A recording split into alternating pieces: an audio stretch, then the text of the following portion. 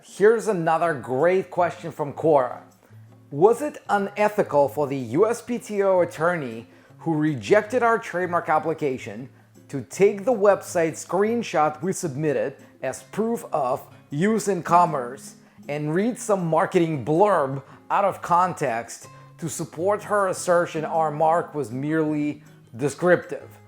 My name is Andre Menkev. I'm the founder of Trademark Factory, and one thing I do as part of this channel is I answer questions just like this. So if you have a question about branding or about trademarks, make sure you post a comment below and I'll do my best to answer your question. And also make sure you subscribe in case you haven't yet, or if you want to see more answers to questions like this one.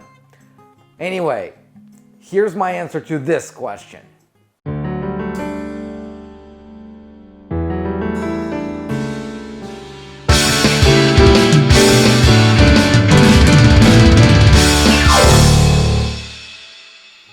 Well, there's nothing unethical with what the USPTO attorney did, but let me explain how this really works.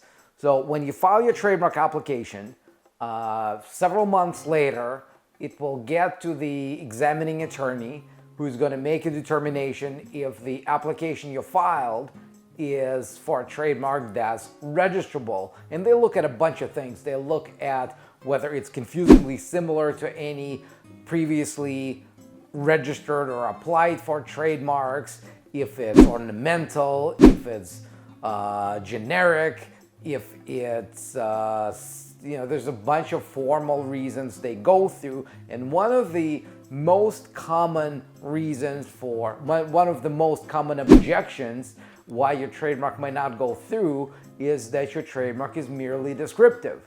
And what that means is that the name you picked for your brand, all it does, it defines a certain characteristic of your product or your service, a characteristic, a feature, maybe a promised result.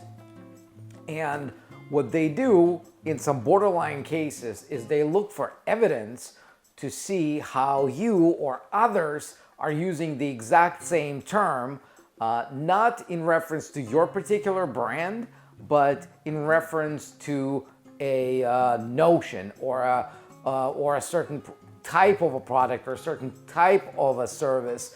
And if everyone is using the same type of definition, a certain type of a word or a phrase to refer to products or services of the same kind, then it's more than likely that they will find towards that the brand is merely descriptive. Often they would go to Wikipedia on their own initiative to see what's out there. They could provide printouts from Google searches and just show how many people are using the same word in a generic sense or a descriptive sense, not in order to refer to your particular brand. And that doesn't require them to look at your evidence at all, right? They would look at your website even if you don't provide the screenshots, because that's what their job is. They want to see, are you using this as a brand? Are you doing whatever it takes for the public to be able to differentiate this word or this phrase as your brand, or are you using it because you want to get a stake at what everyone uses just for yourself? And so what they did when you filed the specimen of use, you gave them the screenshot. Well, that's what they did. Well, first of all, they may have, after you've submitted the screenshot, they probably went to the website to see what's out there, right? So it's not just about the screenshot. But first of all, when you post the screenshot, make sure it doesn't contain anything that would compromise your chances of your trademark application going through. And also make sure that the website, the underlying assets, right? The website, the other marketing materials, you use that brand properly. And the thing is, with most unrepresented Trademark applicants, they don't know any better. They don't know the difference. They don't know what trademark use means. They don't know what distinctiveness means.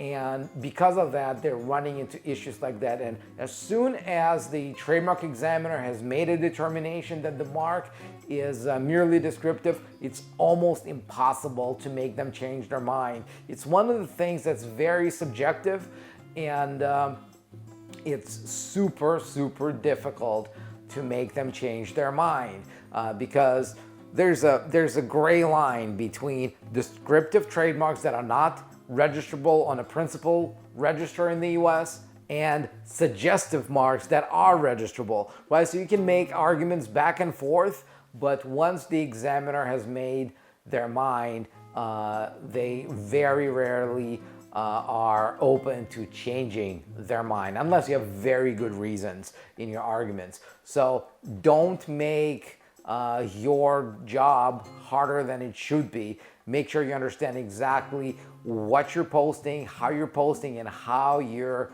making an argument before the trademark examiner as to why your trademark should go through.